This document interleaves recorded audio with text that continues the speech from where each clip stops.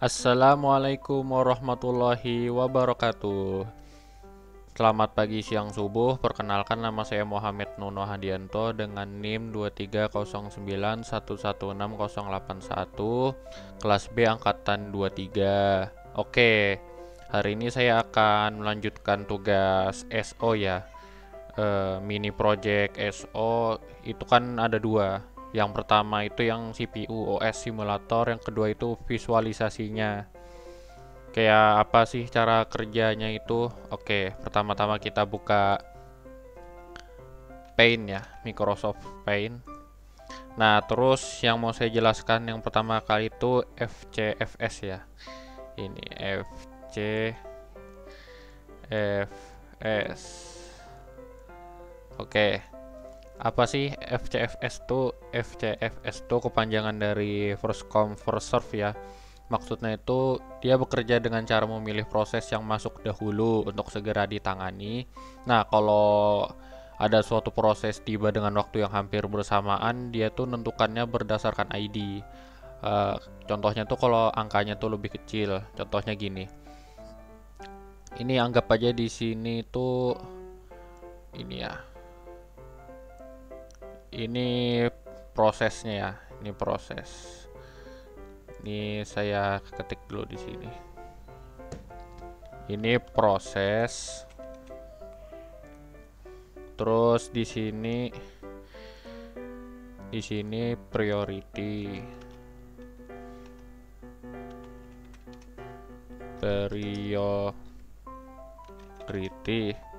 Nah, terus di sini waktu delay-nya.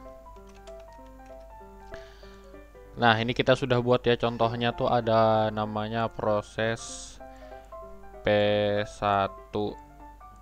Ntar, ini kok tipis betul. P1, terus ada P2, terus ada P3.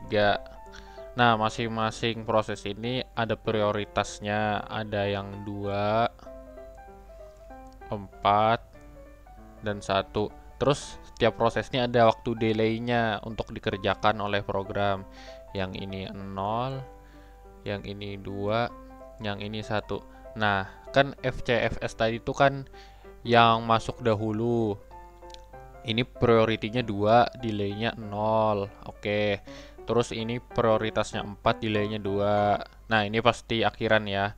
Terus ini P3 prioritas 1 dan delay-nya 1. Dan yang pertama kali dikerjakan itu yang P1. Mengapa demikian? Meskipun prioritasnya itu 2, dikarenakan P1 ini tidak memiliki delay atau gap ya. Tidak memiliki gap kayak Max Verstappen ya. Dia ada di pertama. Contohnya tuh kayak balapan gitu ya. Meskipun tidak di pole position ya, di kualifikasi tidak juara 1, tapi pas race dia tuh menang. Nah, menang dia. Sedangkan ini kalah.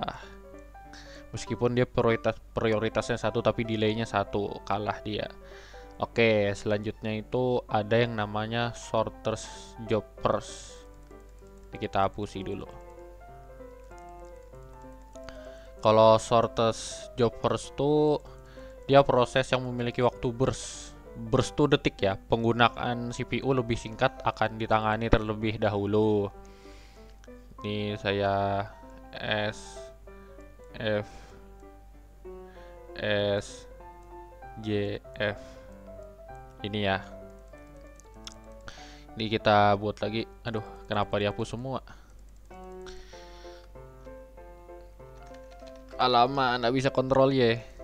Oke dah, nggak apa-apa. Bikin lagi.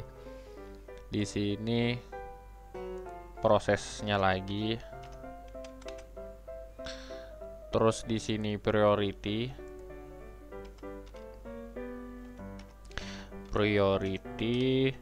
Terus di sini delay-nya lagi ya, sama kayak FCFS tadi.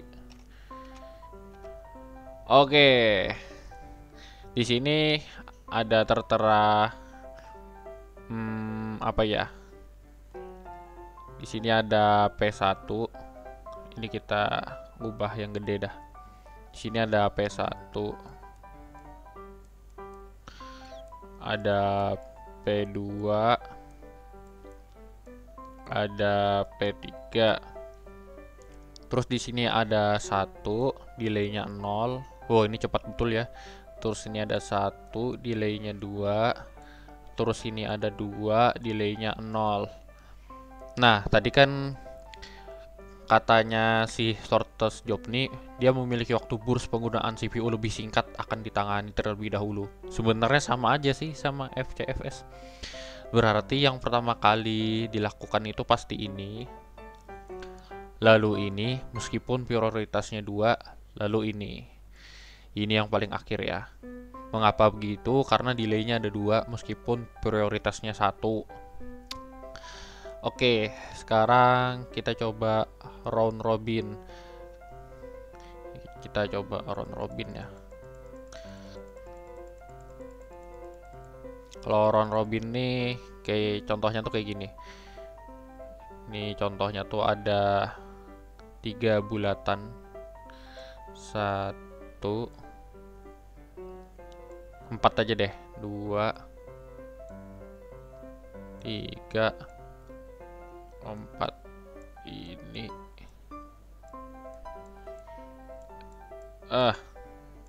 ini oke, apa sih round robin tuh? Ini saya jelaskan. Round robin tuh dia tuh kayak serupa dengan FCFS tapi penambahan durasi untuk setiap proses. Nah, kalau prosesnya tuh lebih dari durasi yang diatur oleh metode round robin ini, maka akan dihentikan atau disuspend gitu ya. Disuspend terus diletakkan kepada antrian di belakang. Contohnya gini, ntar hapus dulu tulisan jelek ini. Ini contohnya RR nih, delaynya tuh delaynya tuh 2. Nah, ini contohnya P1. P1 ini delaynya 1. Ini delaynya 1.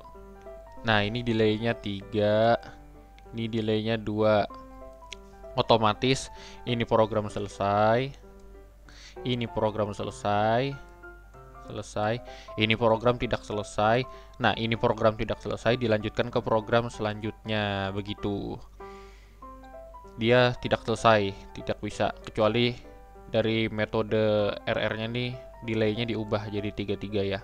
Jadi 3 di CPU OS simulator ya. Nah, terus program metode yang berikutnya tuh deadlock. Nah, deadlock tuh apa sih? Deadlock tuh kayak ngehang gitu, blue screen, macet gitu.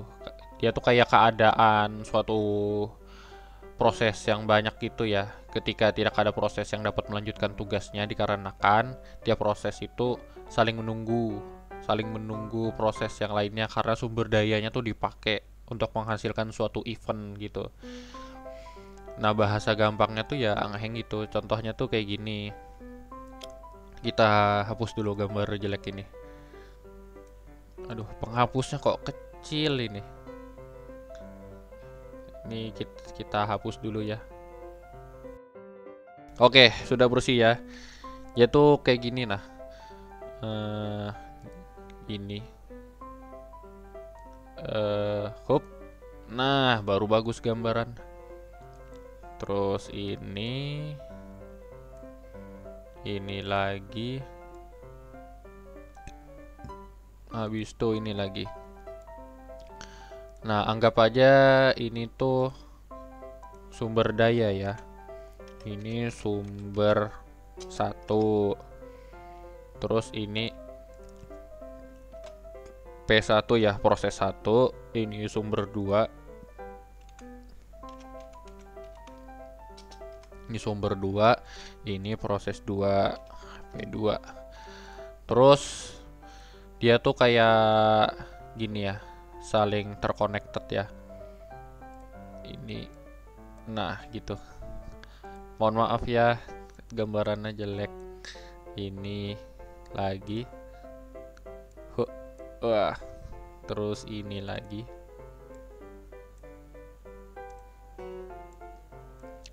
terus ini lagi. Nah, bagus kan?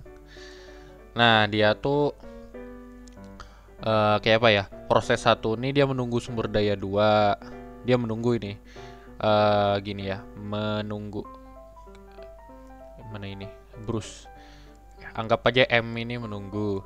Terus sumber daya sumber daya satu. Nah, sumber daya satu ini sedang digunakan oleh proses 2. SD ya, anggap aja SD sedang digunakan proses 2. Nah, sedangkan proses 2 nih menunggu sumber daya 1. Jadinya programnya tuh nggak beres dia. Nah, terus sumber daya 2 nih digunakan sama proses 1 sedang digunakan. Nah, jadi tuh dia deadlock gitu. Ngehang. Deadlock.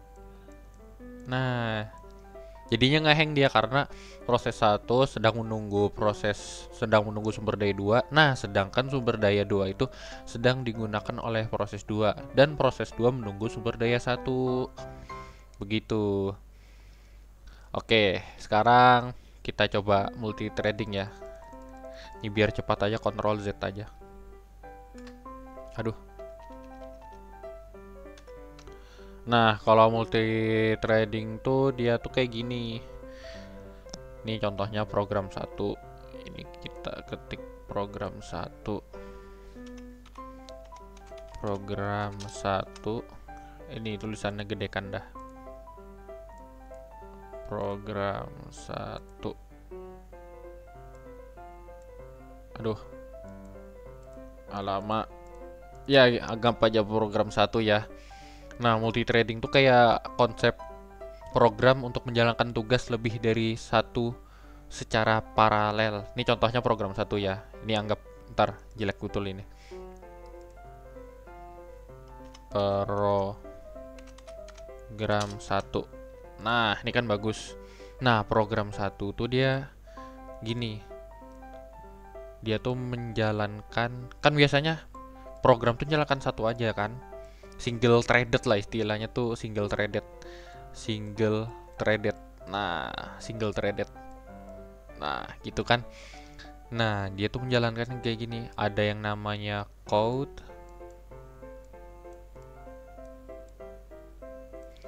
Terus adanya register. Ya Allah, jeleknya. Gini aja dah.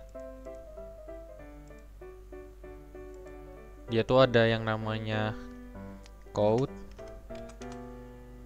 habis itu register, nah habis itu stack.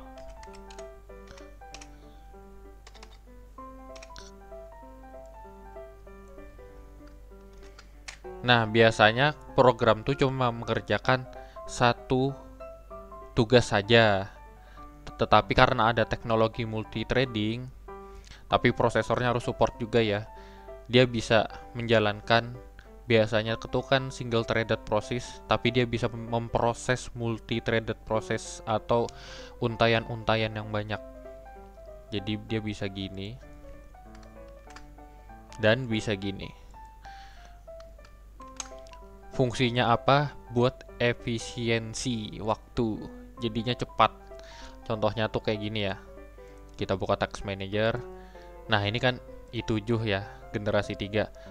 Nah, karena ini sudah canggih, sudah bagus, dia bisa ngehandle threads yang banyak. Ada 1683 threads, sedangkan prosesornya nih hanya ada 4 core.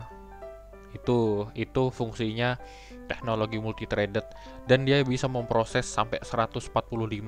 Bayangkan kan, hebat sekali. Oke, mungkin segitu saja yang bisa dapat disampaikan. Mohon maaf bila ada salah. Kalau ada salah, taruh di kolom komentar, biar kedepannya tuh makin bagus tugas-tugas videonya kan. Saran dan kritikan gitu. Billahi taufiq hidayah. Wassalamualaikum warahmatullahi wabarakatuh.